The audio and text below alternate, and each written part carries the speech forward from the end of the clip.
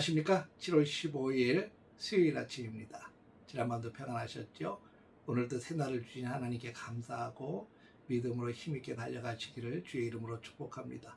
오늘은 사도행전 10장 17절에서 23절까지의 말씀을 통해서 내 생각을 넘어 일하시는 성령님이라는 주제로 함께 은혜를 나누도록 하겠습니다. 먼저 성경을 보겠습니다.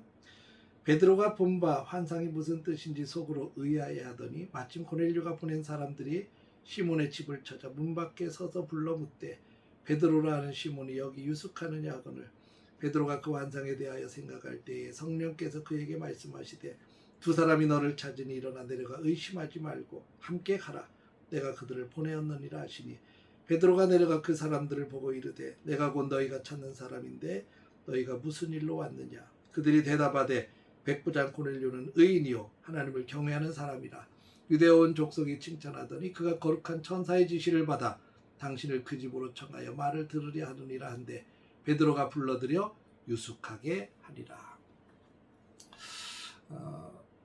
때로는 우리가 하나님의 뜻을 구하며 간구하며 나아갈 때 우리가 하나님께서 어떻게 응답하실지를 기대하는 것이 있지 않습니까? 그런데 막상 하나님께서 우리가 생각하는 것과 전혀 다른 방법으로 응답하실 때 우리는 당황하게 되죠. 내 상식, 내 경험, 또 내 신앙의 틀 안에서 이게 용납이 돼야 되는데 그것을 벗어났을 때는 굉장히 혼란스럽습니다. 오늘 본문에 등장하는 베드로의 마음이 지금 그런 상황입니다. 어제 아침에 잠깐 말씀을 나눴지만 하나님께서 성령을 통해서 베드로에게 환상을 보여주셨는데 부정한 짐승들 이런 부정한 짐승들이 담긴 보자기를 내려주셨고 잡아먹으라 이렇게 말씀을 하셨어요. 베드로가 이건 부정한 것입니다. 나는 이제까지 먹어본 적이 없습니다. 하나님께서 내가 거룩하다 한 것을 네가 왜 부정하다 하느냐 그러면서 책망을 하셨죠. 그리고 잡아먹으라고 한 이 환상을 3번이나 보았어요. 도저히 율법을 철저히 지켜온 유대인 베드로에게는 받아들이기가 참 어려운 그런 혼란스러운 하나님의 응답이었습니다. 오늘 본문의 말씀은 하나님께서 그런 혼란스러워하는 베드로의 걸음을 어떻게 아름답게 인도해 가시는지를 잘 보여주고 있습니다. 오늘 17절을 이렇게 시작합니다. 베드로가 본 바 환상이 무슨 뜻인지 속으로 의아해하더니 베드로는 환상을 보고 나서 그것이 무엇을 의미하는지 깊이 고민하기 시작했어요. 왜냐하면 자기가 지금까지 지켜왔던 율례와 규례와는 전혀 다른 응답의 말씀이었기 때문에 고민하고 있는데 그런 고민하는 타이밍에 하나님께서 역사하셨던 그 고넬료의 가정에서 보낸 두 사람이 지금 베드로가 머물고 있는 이 시몬의 집에 찾아와서 노크를 하게 됩니다. 베드로가 여전히 그 환상을 고민하고 있을 때 성령께서 그에게 직접 말씀하시는데 19절과 20절입니다. 성령께서 그에게 말씀하시되 두 사람이 너를 찾으니 일어나 내려가 의심하지 말고 함께 가라 내가 그들을 보내었느라. 성령님의 명령은 아주 단호하고 명확합니다. 의심하지 말고 함께 가라. 왜 의심하지 말라고 했을까요? 지금 찾아온 사람들이 이방인이기 때문에 그렇습니다. 당시 유대인이었던 베드로에게 이방인과 접촉한다고 하는 것은 굉장히 어려운 일이었습니다. 종교적으로도 사회적 금기를 깨는 그런 일이었습니다. 성령께서는 그 의심의 싹을 싹둑 잘라버리고 쐐기를 박으십니다. 내가 그들을 보내었느니라. 내가 그들을 보냈다는 얘기는 이 모든 일의 주권이 하나님께 있다고 하는 놀라운 선언입니다. 내 생각과 내 기준은 도저히 감당하기 어렵고 이해되지 않고 그래도 주님이 보내신 일이고 주님이 시작하신 일이라면 내 판단을 내려놓아야 된다고 하는 성령의 음성입니다. 이 성령의 음성을 들은 베드로는 즉시 아래 들어가서 이방인들을 만났죠. 그리고 그들이 찾아온 이유를 듣게 되는데 22절에 보니 고넬료의 하인들이 자신의 주인을 이렇게 소개합니다.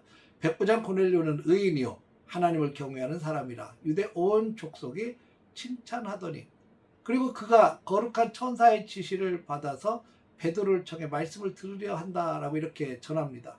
이 말을 들은 베드로의 마음속에 있던 유대인으로서의 지금까지 갖고 있던 그런 두터운 편견의 벽이 허물어지기 시작합니다. 하나님은 유대인인 우리들만의 하나님이 아니시구나. 저 이방인에게도 하나님을 경외하는 자를 예비해 두셨구나 라는 사실을 깨닫게 됩니다. 그 변화의 증거가 23절 상반절에 나오는데 베드로가 불러들여 유숙하게 하느라.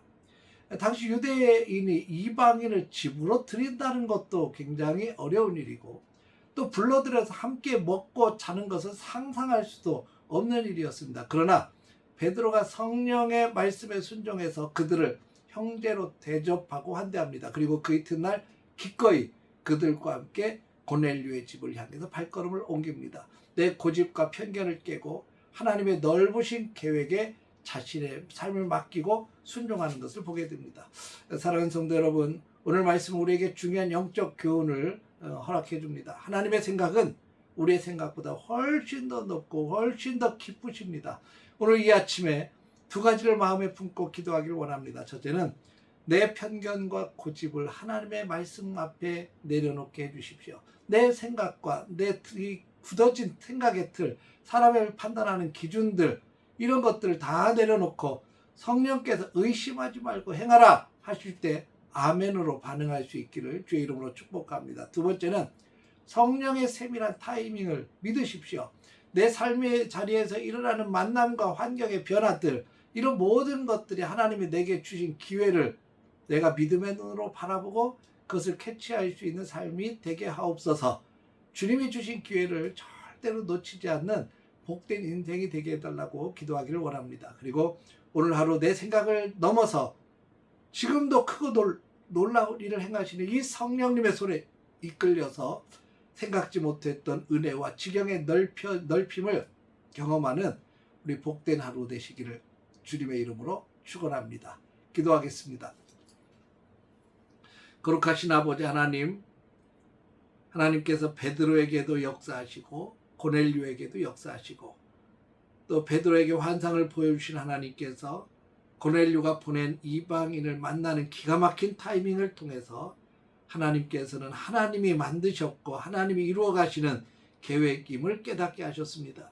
우리가 살아가면서 하나님이 만드시고 또 계획하시고 이끌어 가시는 이 놀라운 기회들을 발견하게 하시고 순종하게 하시고 믿음의 놀라운 역사들을 이뤄갈 수 있도록 주께서 오늘 하루도 우리와 동행하며 놀라운 일을 행하여 주옵소서. 예수님의 이름으로 기도했습니다. 아멘.